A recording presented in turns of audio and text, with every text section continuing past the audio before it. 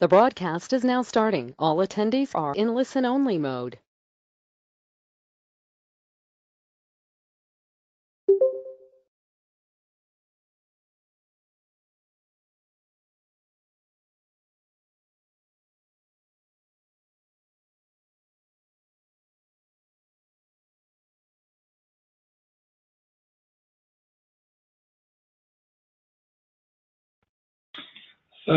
Good morning, good afternoon, everyone.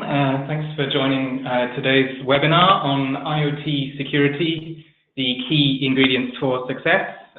My name is Stefan Sorrell. I'm a principal analyst here at Juniper Research, and today I'll be presenting to you alongside Guillaume Giuracci, the IoT Services Marketing Director at Gemalto, as well as Gerald Monnier, the Principal Security Solution Architect for IoT at Gemalto. So we'll be looking at a 45 minutes presentation with hopefully some time for Q&A at the end. Just to run through quickly, I'll be running through some core concepts. First of all, what is the IoT about? What is the security and why IoT security matters.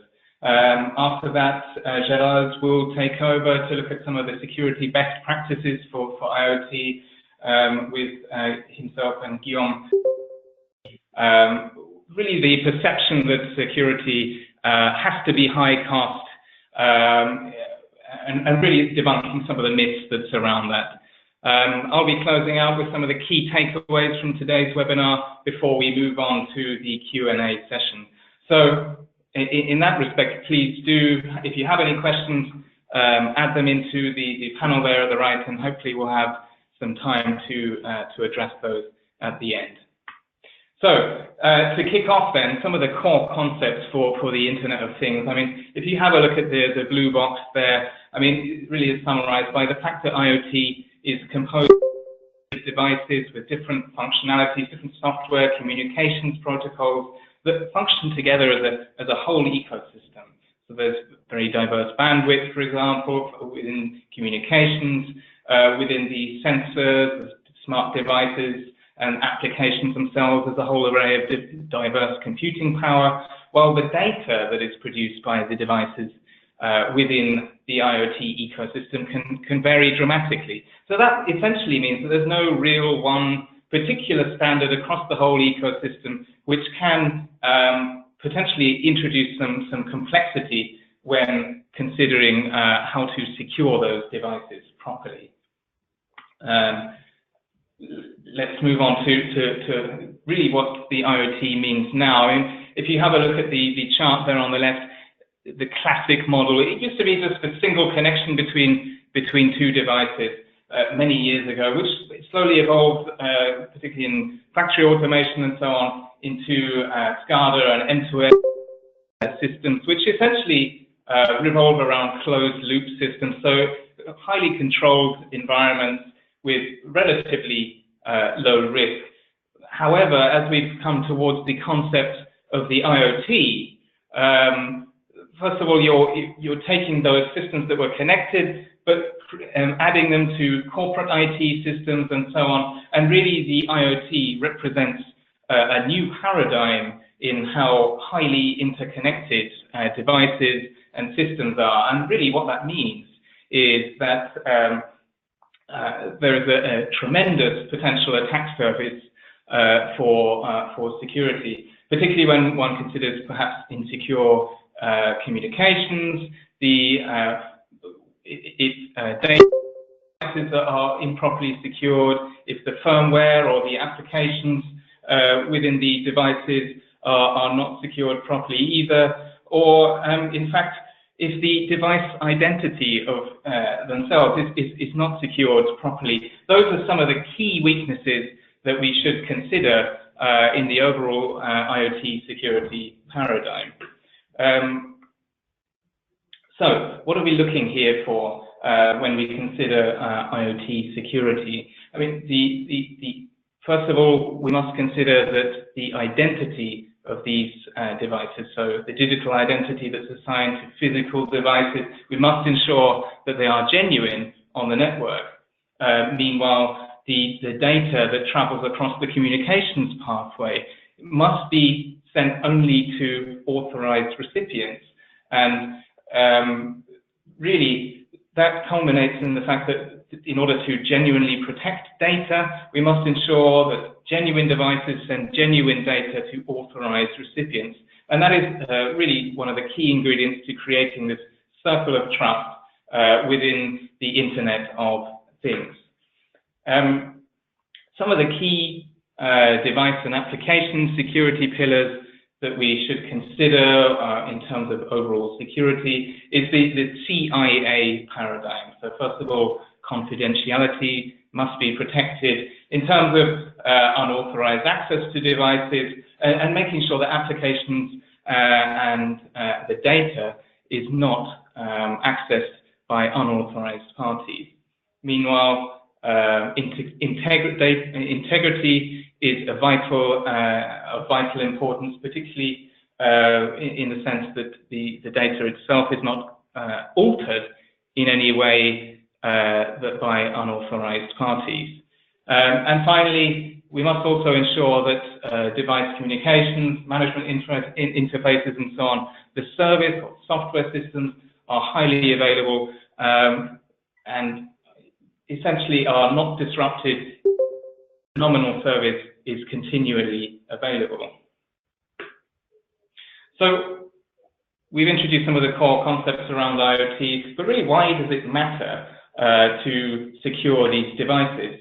Well, if we consider here the smart building concept with, for example, IP cameras, connected lighting systems, connected access systems within that. The data that's produced here, if you look at the PII, personally identifiable information, rules are defined within software systems. Energy consumption is collected and monitored lighting system, while the cameras as well as the door access systems can monitor the occupancy of the building. So perhaps if you consider for a moment that one of these types of devices or systems is accessed, because of this centralized management system or centralized concept, there is a potential that any cyber criminal could potentially move from one system to another. The data that's being produced by other types of devices, and obviously we have highly sensitive data at stake here.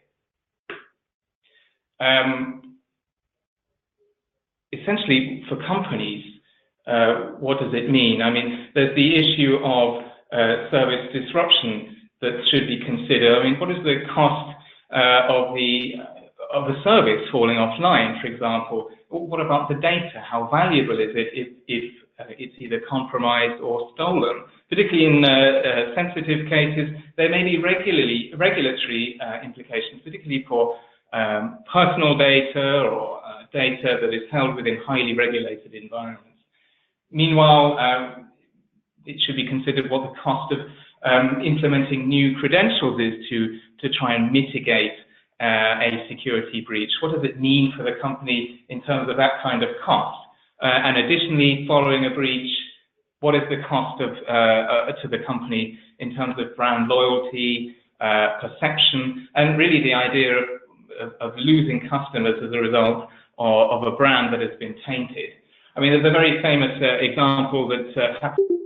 The shipping giant Maersk found itself, its order systems disrupted by the NotPetya malware, which ended up resulting in the fact that you couldn't take any orders for several days. And it resulted in a financial cost of approximately $200 to $300 million. And it took 2 weeks, there or thereabouts, the company was able to get back on its feet. So really a very serious case, even for a company of that size. Okay, so I'm now going to hand over to Gérald Monnier, who will cover some of the IoT security best practices. So over to you now, Gérald. Thanks a lot, Stephen. So yeah, we'll now discuss how we could avoid, or at least do our best to avoid this kind of critical situation and be in position to remediate quickly should something wrong happen. So to keep this presentation brief, of course, we cannot go into all the details of the mechanisms and solutions. So it's more on why we need some security mechanisms, and you already dug into that, and what is the process to select them and point to some directions. Okay, so on the as described previously, an IoT solution is made of many different components acting together, ensuring the data is flowing around and up to the final consumer, whatever, if it's on a user device or another cloud performing analytics. And this is where the challenge lies. Okay, so you probably already heard the term security by design, which means security is not just an afterthought, but was made as part of the whole solution design process from the early requirements writing. In IoT, this process is even more important and extended, as it must consider the whole chain, not only the device, which has most of the time the main focus. So the life cycle management of all these layers is critical as well. So first, to easily extend the feature set. This is how you make your product evolve and provide more features later on. But more importantly, from a security point of view, to fix bugs and vulnerabilities that you may find or others may find in your firmware. You may also renew some cryptographic materials. We will talk about that later, and update or reinforce policies. So the main challenge will be to decide what security measures make sense and is appropriate at each layer. So in fact, you will need, you will see in the next slide that everything should start with a risk assessment. So basically, that means it's not a course on security assessment, of course, but basically this means identifying the assets. What has to be protected? So in every solution, there are things to be protected. And then we need to identify the threats. So what could happen to these assets and the impact, what damage will be suffered by the brand, the consumer, should one of the threats occur. So this produces a list of questions, basically, like for the one you have, or others, like what if the device are reporting fake data? Or what if someone could massively install malicious firmware on your devices? And then we try to answer this question, considering how important the impact would be. Of course, not all the questions will be answered with the maximum security level. So how many product consumers would be impacted? Could it be reproduced easily after the first breach has been documented, or is it really reserved to elitists and really high-level profiles? And finally, we must decide what measures should be implemented to mitigate each threat, or maybe decide not to address some. Maybe it has, it's not important to address some of them, but it has to be an informed decision. Of course, there is no point having best-in-class security network exchange if the device or later data access control is weak. So a well-known proverb says, a chain is only as strong as the weakest element, and it's very true in IoT, where the chain tends to be really long. So we should try to bring the same security level for each and every entity and at all the steps of the data exchanges. So there is, of course, a guidance which Stefan briefly. It's and that we can use to classify the risk and to classify the different measures. So let's have a quick look at the three domains of CIA. So the first one that we will consider will be the confidentiality pillar. I mean, the question could be something like, what would happen if the firmware is reverse engineered? Which would probably lead us to consider code obfuscation. And here, the less the attacker knows, the best it is for us. Other questions like, of course, which are data-centric, which is the main asset we want to protect. Can I restrict access to only authorized entities? And this will probably guide us in selecting some protection techniques like strong authentication of all entities, including devices, systems, and users. So this requires the capability to make every device unique. That means injecting some diversified materials into the device. No question to have the same password, the same key everywhere. Whatever, if it's for device authentication or firmware update or whatever, every device should be unique and all the data inside should be secured differently from the neighbors.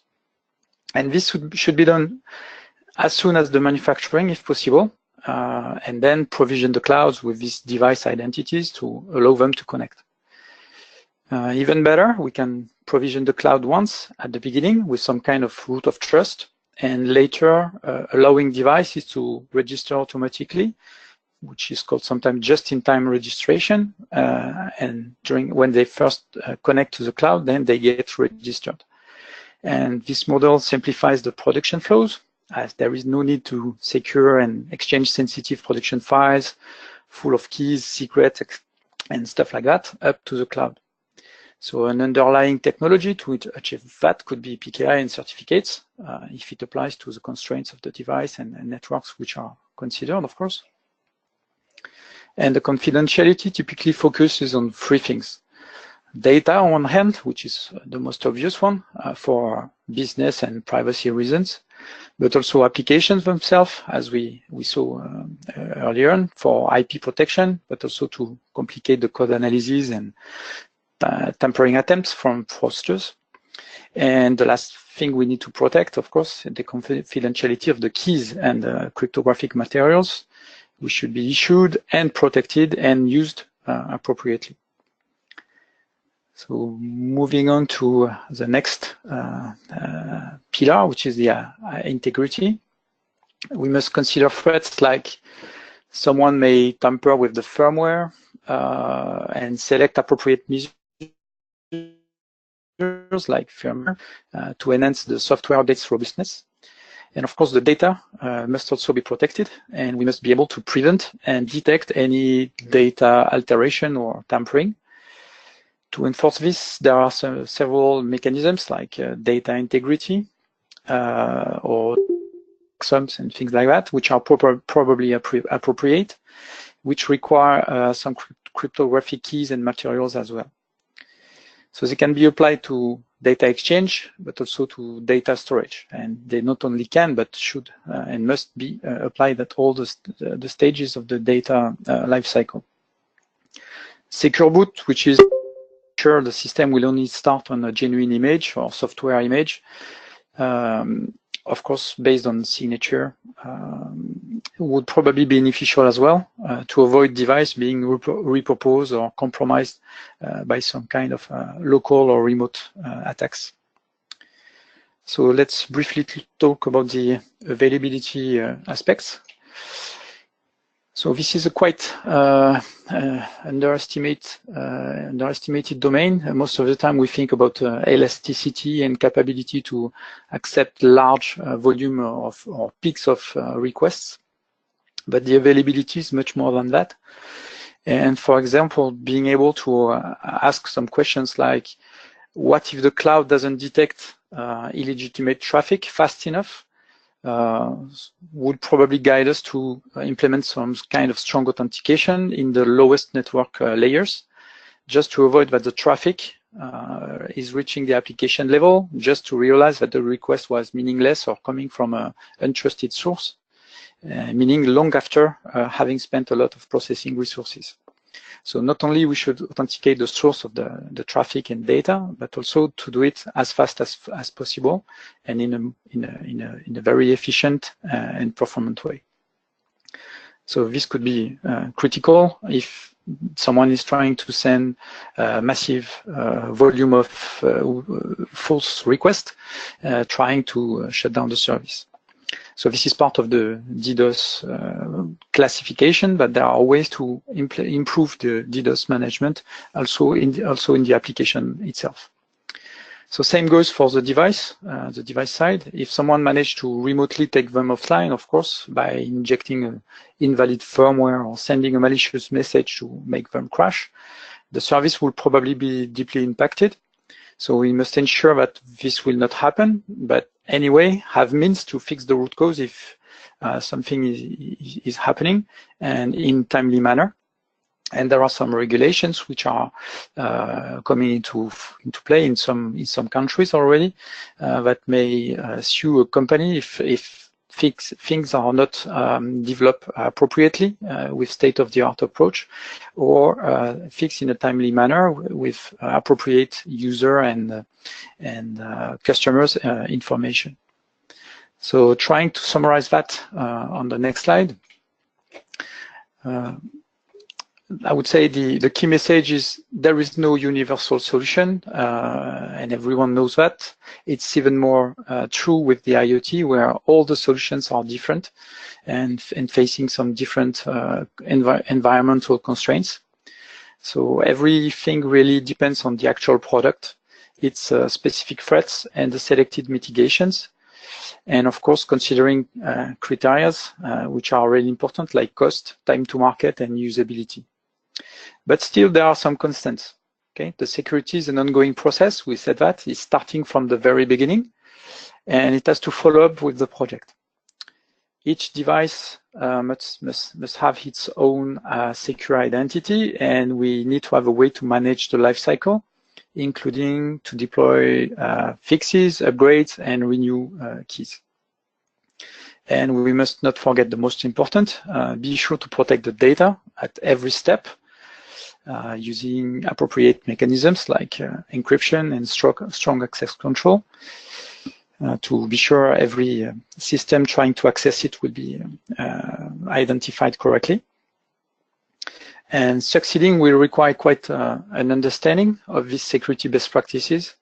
And as Sir Churchill said, however beautiful the strategy, you should occasionally look at the results. So this translates for us very straightforward as perform some security reviews using pen testing services, or to make it clear, try to break it before someone else does, and be ready for the worst. And this is only at this cost that the security lifecycle will be managed appropriately. So now I propose to let Guillaume Giuracci explain the different ways this could be achieved. Thank you, Gerald. So if a bit what have been said up to now with my two peers. The first point is really when we look at the cost of implementing security, the first question is really what is the cost of not implementing it?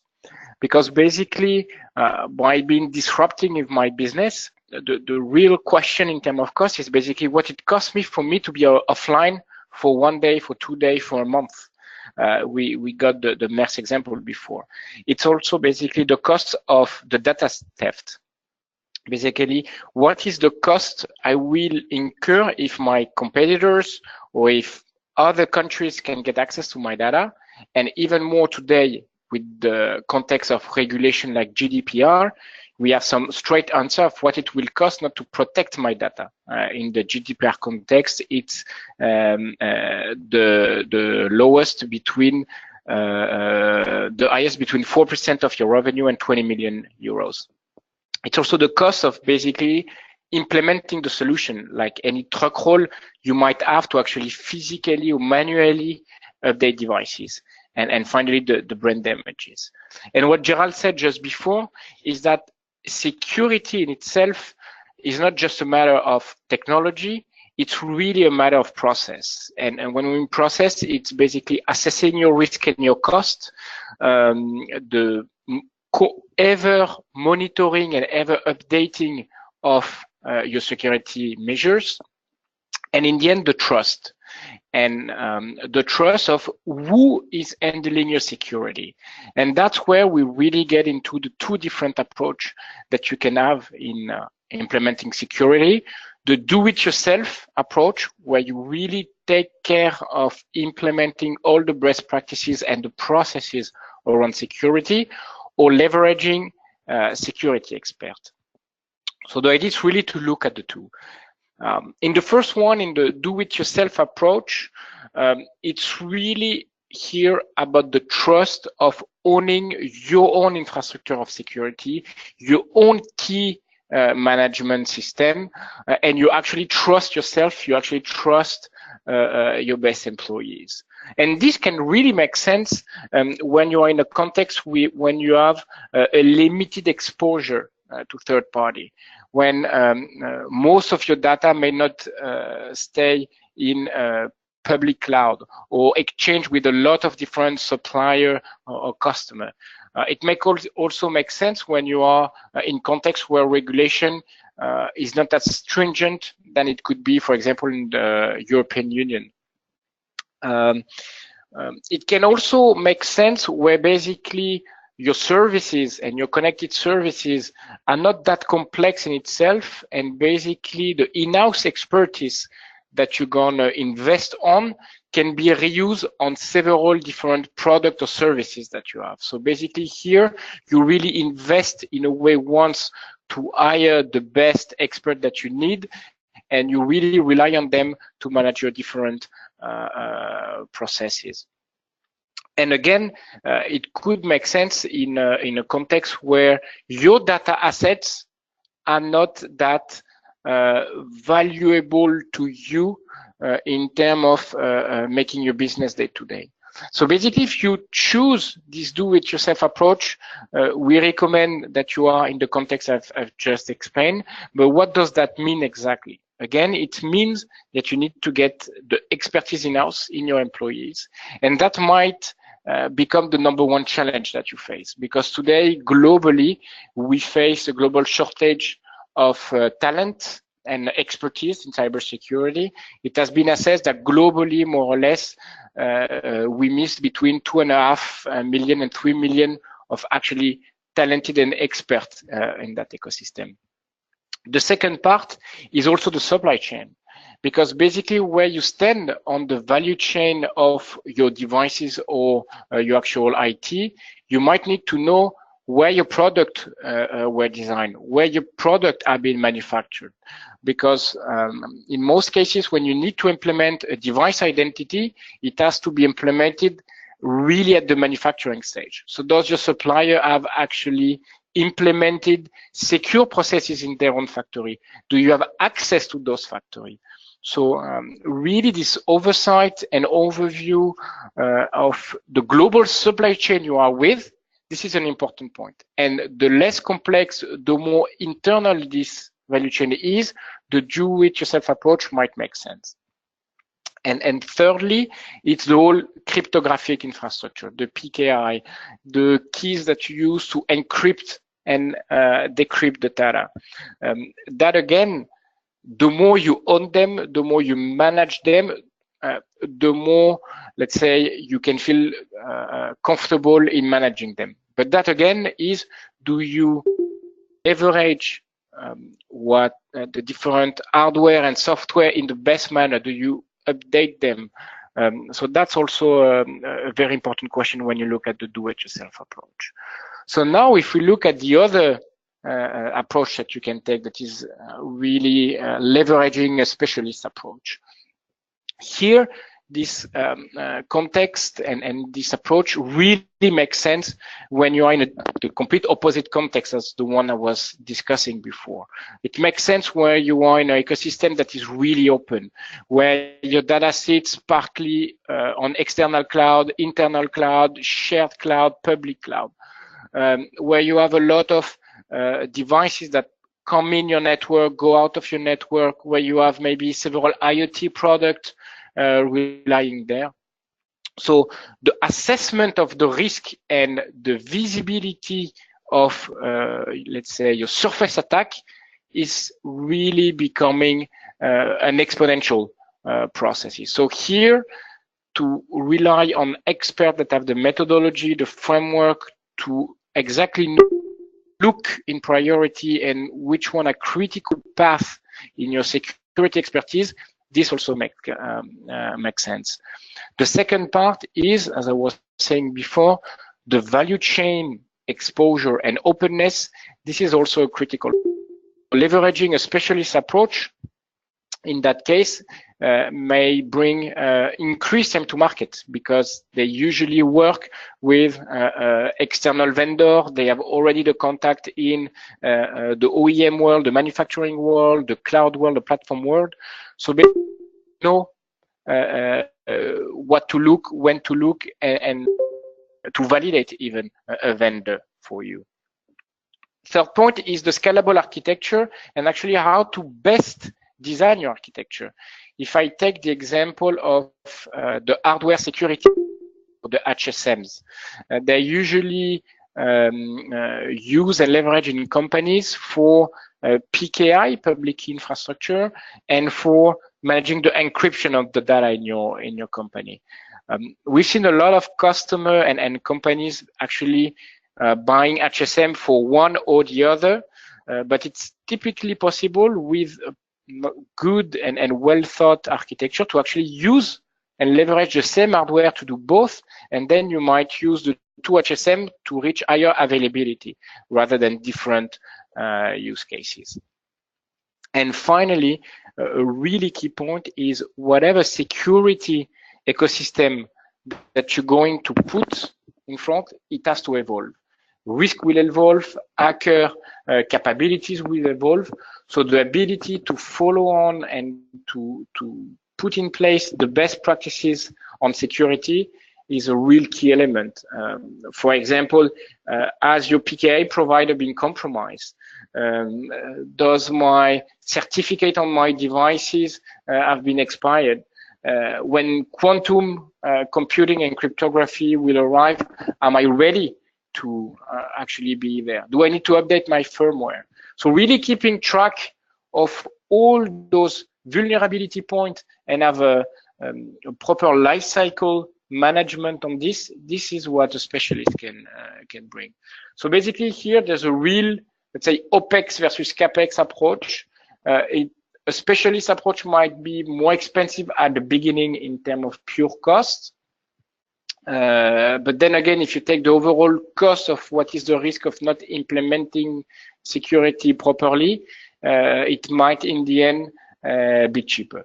But again, to conclude on that part, it really depends on what is your context of openness, on valuability of your data, and what is the link you have with external partners in your actual value chain. So Stefan, back to you. Thanks, Guillaume. So yeah, excellent stuff. I'll just run over some of the key takeaways that have come out from today's presentation before we move on to the Q&A section. So really, the first point to reiterate is the fact that because of the diverse data types, the diverse devices, diverse computing power and communications protocols and so on, when considering that as a holistic ecosystem, I mean, securing that ecosystem can be a complex task, particularly for companies that may not already have a strong knowledge of security in-house, so to speak. I mean, the second point to make really is that because of this complexity, to assess the risk that a breach of a device or software system and so on what it means for the company is perhaps not necessarily as simple as it may seem from the outset. There are, as we've seen earlier, really the implications of a breach can be quite wide-ranging and, in fact, can affect the bottom line of the company without any doubt. So, yeah, that reiterates the third point there, that failure to protect that infrastructure, as we've seen from the Maersk example that I was talking about earlier, can be very high indeed.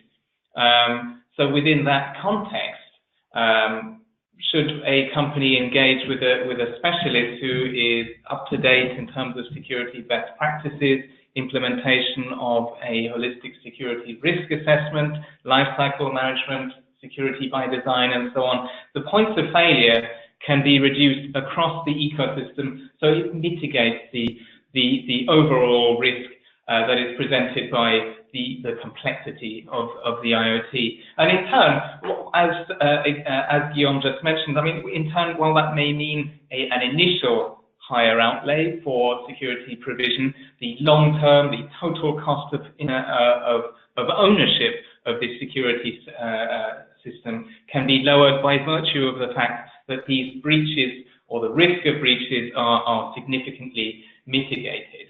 And really the final point to make in that respect is that breaches, they inevitably change the perception that customers or consumers have of the brand. And as we move forward in the IoT world, it's certainly going to be the case that a reputation for a secure business is going to be a key differentiator. Okay, so that just about wraps up the presentation. So I'll have a look and see if there are any questions from the floor. I do have one here. Perhaps either Gerard or Guillaume, you could take this one. Could you give us an idea of the cost for self-implementation versus working with a security specialist? So I may take that question. So basically, it's impossible to answer with a concrete cost, because basically it's really depending on the context, what the level of openness of the company. Again, it's more to look at what are the cost driver you will have when actually implementing security on yourself. So again, first of all, the major one might not even be financial, it might be time to find the proper expertise that you need in your particular vertical and in your particular context, because of the shortage of talent that cybersecurity faces today. And then again, it's really a move between CapEx and OpEx. So I guess the major cost that you will have in the first point is really the time to market. Okay, excellent. I have one more question here. I mean, what are the concrete risks of provisioning keys after a device is manufactured? So I think I can probably handle this one. The concrete risk of provisioning keys after the device has been manufactured, right? Say yes. So that means, what is the question you should answer yourself is, what confidence do you have that the device you are personalizing or provisioning later on is a genuine one? How can we be sure no one intercepted the device before you receive it and already tampered with it or changed something inside? So in general, depending on the chain, the industry this device is belonging to, it's the best practice to have an already provisioned security anchor, let's say, into the device, to be sure you can check that it's a genuine device and that the firmware is genuine and all that stuff. And then you may provision your own secrets or new secrets. And if it's done remotely, then of course you need to have a prior security mechanism to talk securely with the device. So you can do it physically, because for example in a company you have all the devices going on your IT department for personalization. That could be one flow. But most of the time the flow is that the device goes directly to the field and you have to do it remotely. So injecting late credentials is fine, as long as you have a root credential to secure this mechanism. Otherwise, it's hard to start from an unknown state and move that to a trusted state.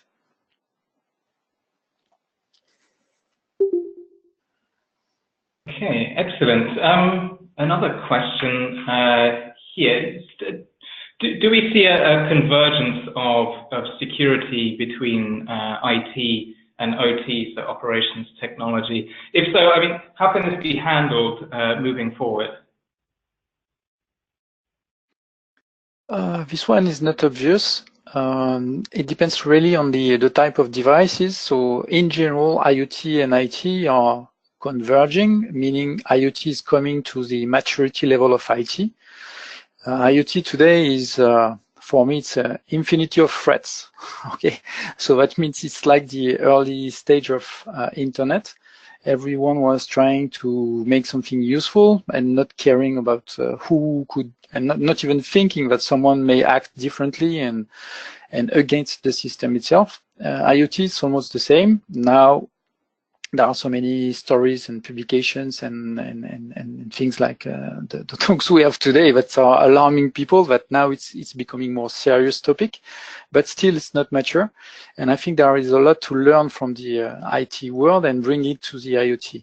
The main challenge is that IoT is sometimes really constrained, and trying to implement the same mechanisms can be quite a challenge. So there are things to be adapted and to be taking into account the constraints. Just as an example, the processing power, the memory, and the bandwidth. Or for example, if you have a sensor that is sending the data, 10 bytes of data every day, you cannot reasonably think that you will download megabytes of firmware. Okay, this kind of application will not be megabytes, but you see the point. The bearer may be adapted and constrained, and some of the use case may be difficult. For example, implementing PKI in all the devices seems difficult, but it's really a trend. Yeah, I think that segues quite nicely into the next question. I mean, which is there inherent risk in delivering credentials into low power devices or low complexity and low cost?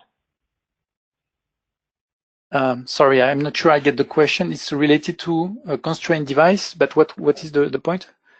If there is inherent risk in delivering credentials into devices that are low power, or low complexity, or low cost? I would say it's already better than not putting any credentials or keys at all. So it's better to have one which not highly secure than none at all.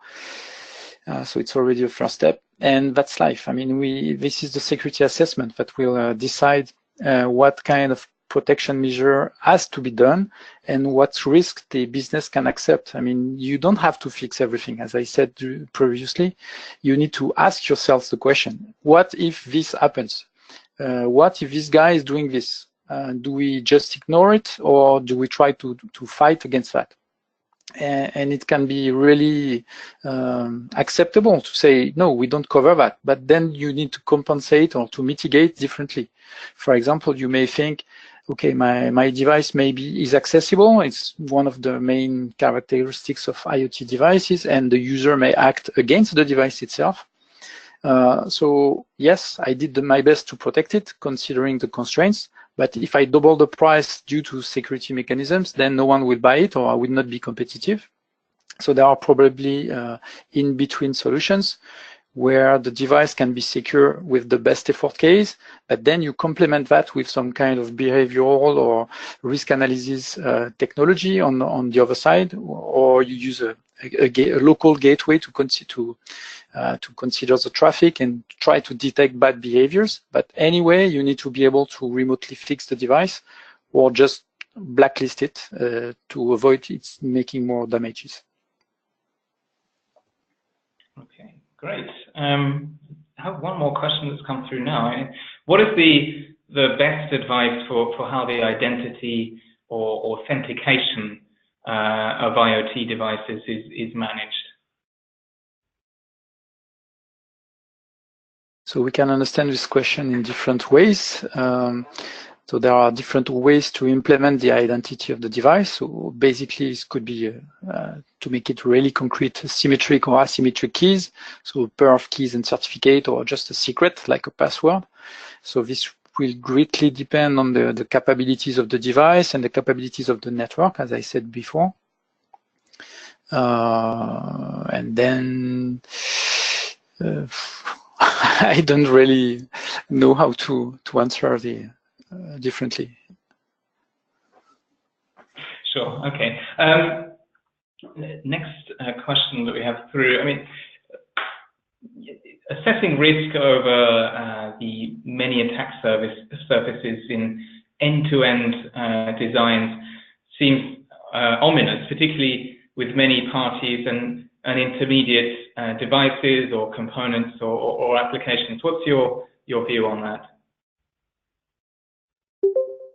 Once again, if I get it correctly, the whole chain must be evaluated.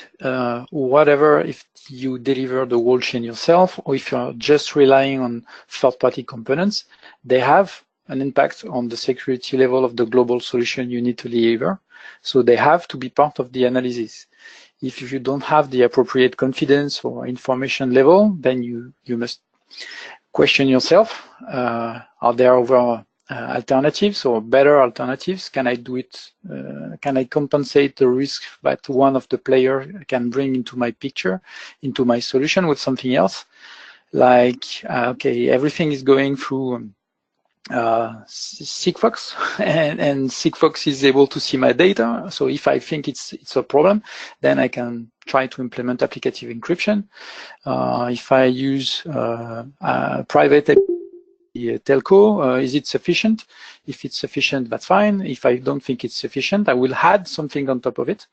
But I should question every component I'm involving in my solution and try to evaluate what would be the impact of failure and what is the actual state, what are the actual security methods or properties of the system I'm using. There is no excuse. I mean, it's not because you are using a third-party component that it's completely his fault if something is going wrong, because this guy may have developed a solution for something which is not risky, for different business, different considerations. And if you are sending sensitive data for your consumers, for your, I mean, or yourself, it's your responsibility to ensure everything is at the same level. Sure. What about the issue of physical security of devices? What are your views on that? Of physical security? What was the question? Yes, so the issue of physically securing devices. Yeah. So this can range. Of course, you can lock down the device in the room, which is what we are doing for servers, right? This is the other end of the IoT. So if you can ensure the device is out of reach of physical reach, then you protect it. That's one way. Most of the time, it's not fitting the requirement. So there are several ways to do that. You can have some physical protections, like it's hard to open, it's hard to reverse, and you may have some destructive techniques. But if someone is trying to open it or go inside, then something is resetting the device or clearing memory or whatever, or destroying the feature. And it can go up to, but you know, we are Gemalto, so it will end up obviously by protecting what matters. That means keys in a secure element that is known to be tamper-proof or at least tamper-resistant to quite high-level profiles. So physical protection requires two things: hardware protection of keys, so basically with secure element or TE or kind of mechanism provided by the MCU, and secure boot, because there is no point protecting the keys if anyone can change the firmware behavior and then having access to the keys. Okay, so the device is supposed to be less resistant than the secure element, obviously, but it should be resistant enough to avoid anyone accessing the key. Okay, great. That's all of the questions that have come through. So thank you to the audience for sending those few questions through. So I think that will be it from our webinar today. So I want to thank Gerald again for their presentation, and yeah, from myself, thank you very much to everyone who's joined and listened to today's presentation. Thank you very much.